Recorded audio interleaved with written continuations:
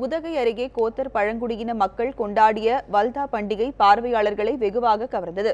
நீலகிரி மாவட்டத்தில் கோத்தர், தோடர், குறும்பர், பணியர், காட்டுநாயக்கர், இருளர் ஆகிய 6 வகையான பழங்குடியின மக்கள் வாழ்ந்து வருகின்றனர்.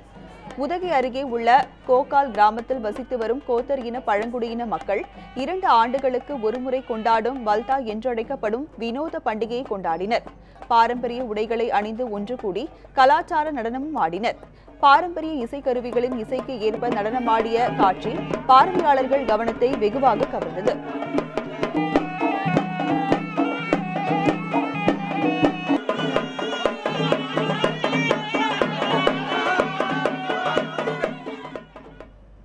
பண்டிகை கொண்டாடுறோம். அது என்னன்னாக்கா வரசாவுன்னு சொல்லிட்டு, அந்த வரசாவை என்னன்னாக்கா செத்தவங்க ஒரு 2 வருஷத்தில் இறந்து போகிறவங்கள அந்த மண்டையோடு எடுத்து நாங்கள் தனியாக வச்சு அதை ஒரு இதாக்கி அவங்க ஆத்மா சாந்தி அடிக்கிறதுக்காக ஒரு ஃபங்க்ஷன் மாதிரி வச்சு நாங்கள் கொண்டாடி இது பண்ணுறோம்.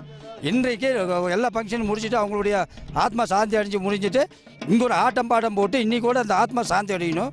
அந்த மாதிரி எங்களுடைய ஆதிவாசிகளுடைய இதை கடந்த 2 ஆண்டுகளில் இறந்த தங்கள் இன மக்களின் ஆத்மா சாந்தியடைந்து மோட்சத்திற்கு செல்ல வேண்டும் என்பதற்கான பல்வேறு சடங்குகளையும் நடத்தினர்.